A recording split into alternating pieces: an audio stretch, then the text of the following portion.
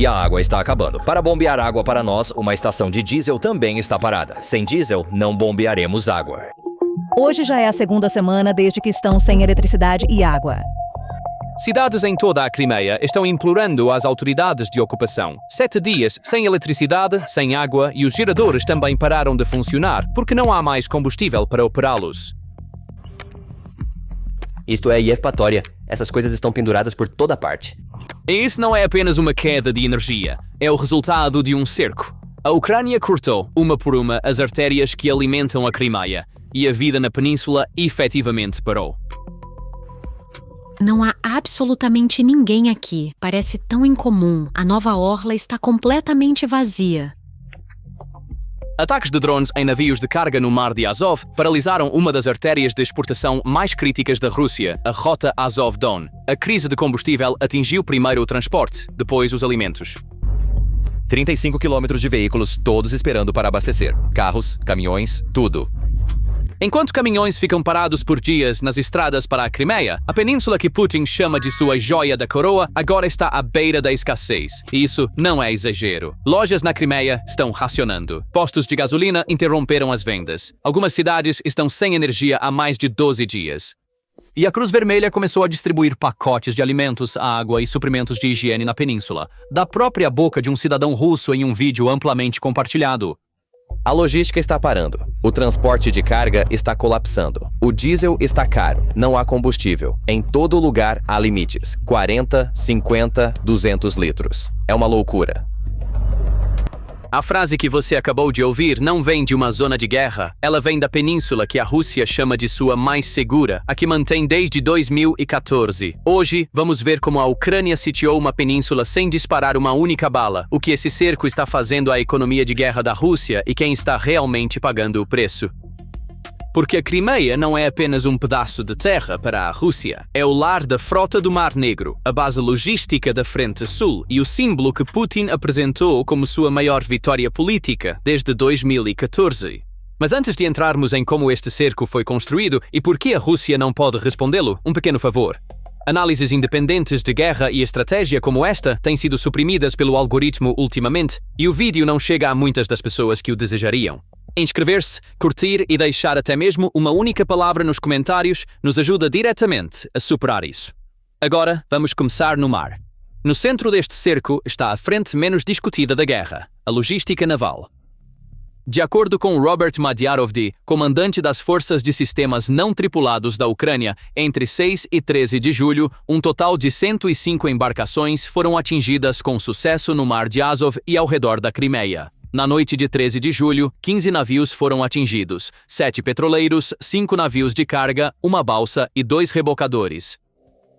Não estamos tocando na ponte da Crimeia, se você não percebeu. Deixe-o sair por ela. O resultado tornou-se visível no mapa. O transporte através do Estreito de Kerch está sendo suspenso, as instalações de transferência na península são alvo todas as noites. E o descarregamento de carga foi reduzido ao mínimo. A maioria desses navios também não são navios mercantes comuns. Segundo os governos ocidentais, eles fazem parte da frota sombra que transporta petróleo russo contornando as sanções, as artérias ocultas que financiam a guerra do Kremlin. A lógica militar aqui é simples, mas implacável. Para tomar uma península, não é necessário invadi-la. Você só precisa cortar tudo que a alimenta. A Crimeia não é uma ilha, mas hoje efetivamente se tornou uma. E a assimetria desta campanha é impressionante. A Rússia tem uma marinha inteira. A Ucrânia quase não tem navios de guerra.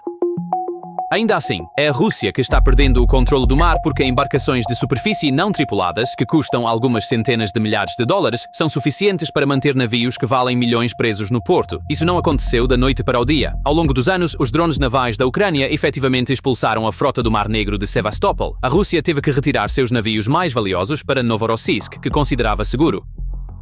Então, a Crimeia já havia perdido seu título de fortaleza da marinha russa. O que está acontecendo agora é o seguinte: a vez passou dos navios de guerra para os navios mercantes. E o que realmente mantém uma península viva não são os navios de guerra, são esses navios mercantes. Atacar a frota sombra atinge diretamente o tesouro do Kremlin. Quando esses petroleiros param, o petróleo não vendido torna-se receita não auferida e o fluxo de moeda forte que financia a guerra desacelera. Uma nota: esses números são declarações da própria Ucrânia e não foram verificados de forma independente, mas as consequências do lado da Rússia, prateleiras vazias, cortes de energia, portos silenciosos, tornam o impacto da campanha visível por si só. A geografia também está ajudando a Ucrânia. O Mar de Azov é uma bacia fechada. Você entra nele por uma única porta, o Estreito de Kerch. Para a Rússia, ter que defender um dos estreitos marítimos mais estreitos do mundo é um pesadelo. Quem bloquear um único ponto pode paralisar um mar inteiro.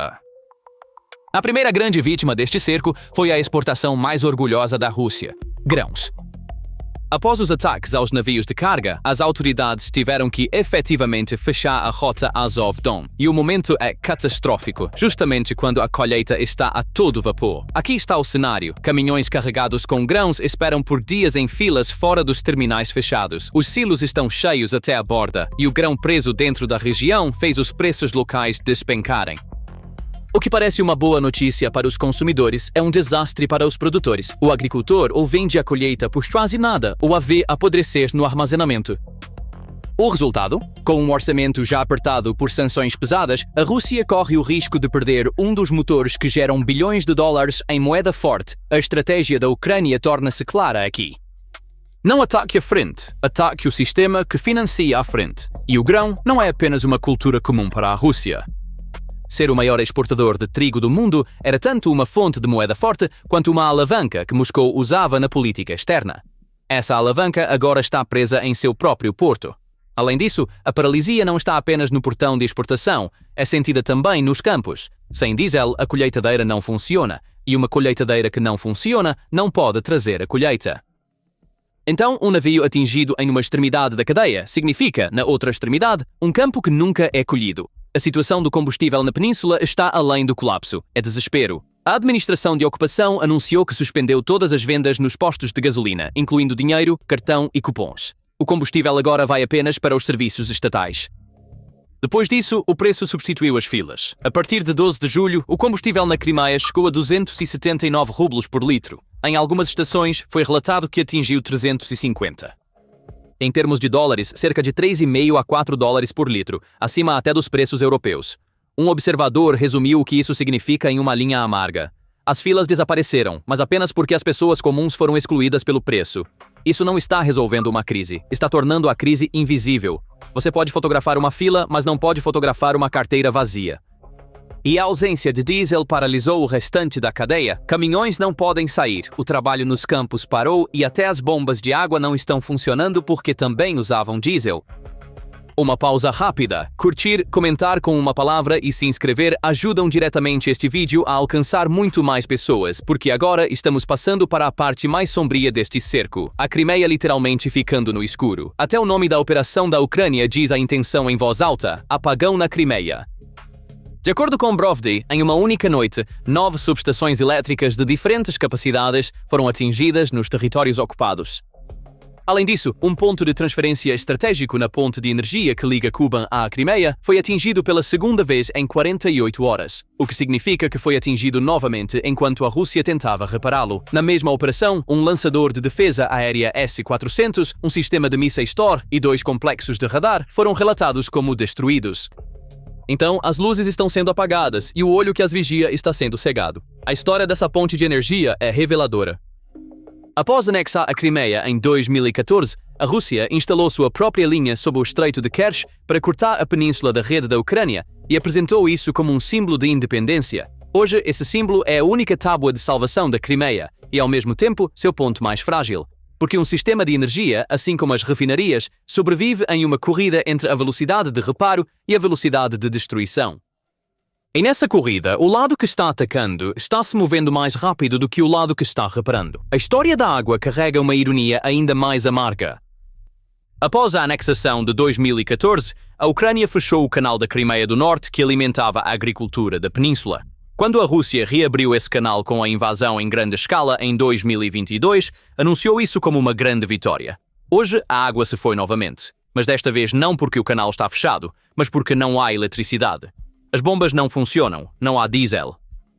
onde a Rússia disse: resolvemos o problema da água. O problema voltou pela linha de energia. As consequências no terreno são severas. Segundo a declaração do líder tártaro da Crimeia, Refat Shubarov, em 12 de julho, Dzhankoi e seus arredores estão sem energia pelo 7º dia. Devido ao aumento dos preços, muitos moradores rurais não conseguem nem obter água potável. Esse desespero que você ouviu na abertura, cidades que não conseguem nem ligar um gerador, é exatamente como essa operação se parece no terreno. E a admissão mais clara disso veio da própria administração de ocupação. Em uma declaração publicada nas redes sociais pela administração russa na Crimeia, as vendas diárias nos postos de gasolina não podem ser garantidas, não é possível fornecer um cronograma firme para a distribuição de combustível e para a eletricidade, atualmente é impossível elaborar um cronograma preciso. E há assentamentos que estão sem energia há mais de 12 dias.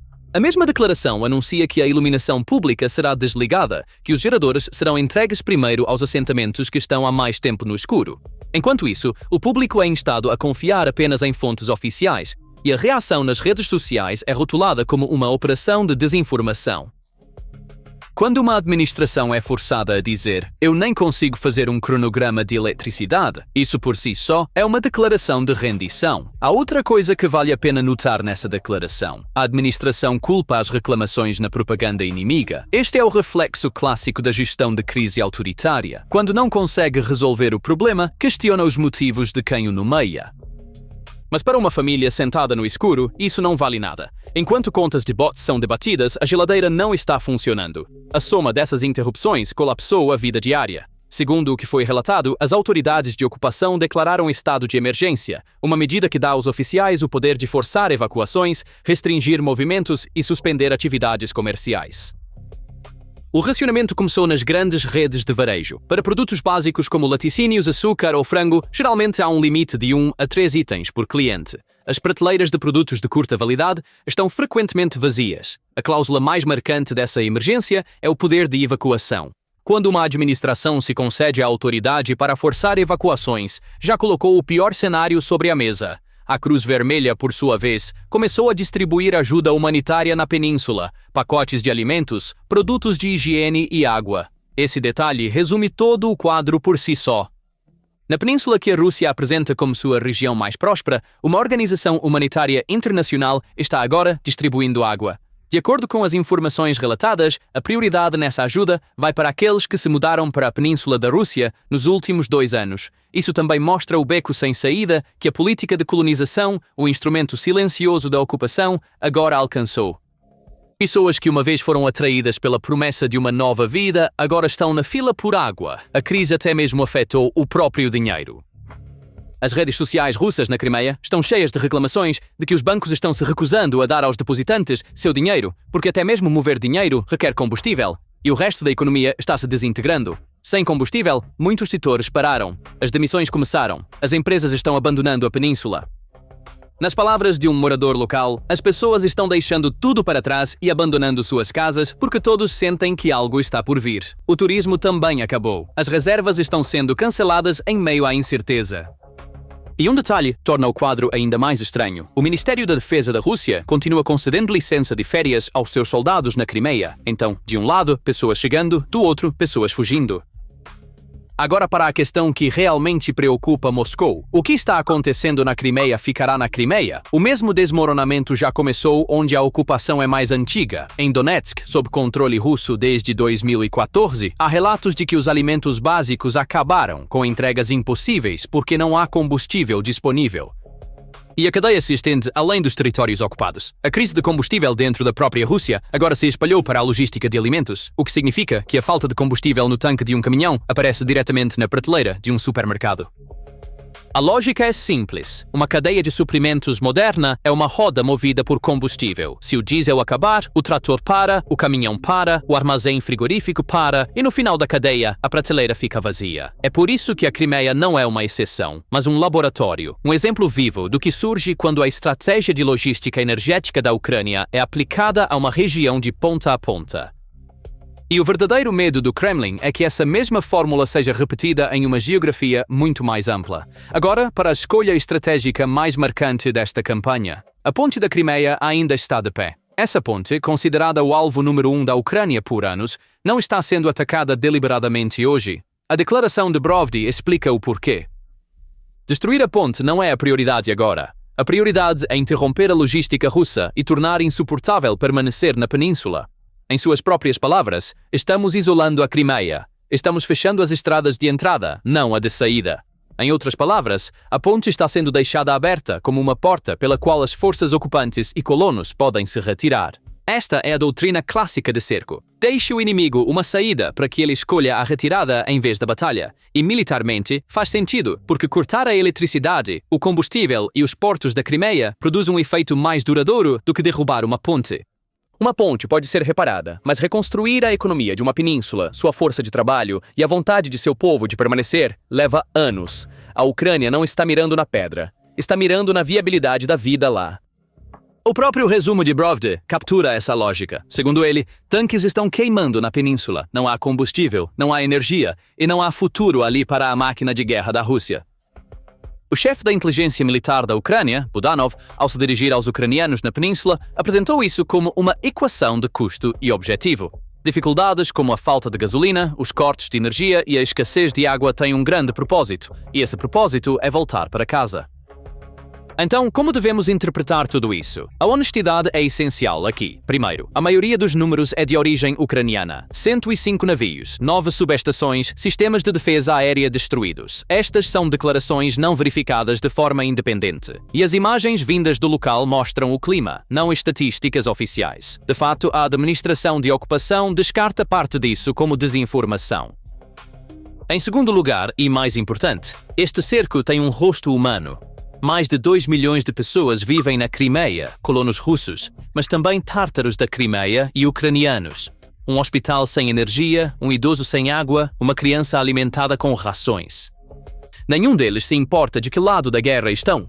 A Ucrânia argumenta que os alvos que atinge, portos, refinarias, a ponte de energia, a frota sombra, alimentam a máquina de guerra da Rússia e, portanto, são objetivos militares legítimos. A Rússia chama isso de um ataque à infraestrutura civil. No direito internacional, essa distinção infraestrutura de uso dual é uma das áreas mais contestadas da guerra e não é uma questão que este vídeo pode resolver. Para os povos indígenas da península, os tártaros da Crimeia, há outra camada. Uma comunidade vivendo sob pressão desde 2014 agora está pagando a conta por essas interrupções também, e as vozes de seus líderes estão entre as poucas fontes independentes que emergem dessa escuridão. O mesmo vale para a economia. O turismo era a espinha dorsal de uma península que a Rússia promoveu durante anos como um paraíso de férias renascido. Hoje essa vitrine está escura, mas isso não deve ser esquecido. No outro extremo desta mesma guerra, a Rússia tem há anos atacado sistematicamente a infraestrutura de energia e água das cidades ucranianas, e os civis lá estão na mesma escuridão. Isso não é sobre tomar partido, é uma declaração de fato. As duas narrativas colidem exatamente aqui. A Ucrânia vê isso como um caminho para a libertação. Como Budanov disse, as dificuldades são para voltar para casa. A Rússia pede resistência. A administração de ocupação diz que este teste, como em 2014, será superado com honra. Qual narrativa vencerá, não será decidido por drones ou por declarações. Será decidido por quanto tempo aqueles que permanecem na península podem resistir. No final, o caso da Crimeia mostra para onde esta guerra está se dirigindo. As linhas de frente não são mais desenhadas em um mapa, mas em oleodutos, portos, subestações e nas prateleiras dos supermercados. Os limites dessa estratégia também precisam ser vistos. A Rússia ainda mantém uma forte defesa aérea e uma grande presença militar na Crimeia. O cerco não termina a ocupação por si só, e pode levar Moscou não à retirada, mas a atacar as cidades ucranianas ainda mais fortemente em retaliação. E a Rússia já enfrentou crises semelhantes antes com medidas temporárias, com balsas, com comboios, com racionamento. Pode haver uma longa distância entre um sistema se tornar insuportável e um sistema colapsar. E o verdadeiro sinal a observar não é a próxima onda de drones, é se a fila de veículos saindo da península continua a aumentar. Porque uma ocupação termina não quando o território é perdido, mas quando viver lá se torna impossível. Então, o que você acha? A estratégia de cerco da Ucrânia pode recuperar a Crimeia sem uma batalha? Ou a Rússia vai absorver essa pressão e manter a península? Por favor, compartilhe seus pensamentos nos comentários. Para se manter informado sobre as análises exclusivas de guerra e tecnologia da PPR Global, por favor, inscreva-se no nosso canal e ative as notificações. Obrigado por nos escolher.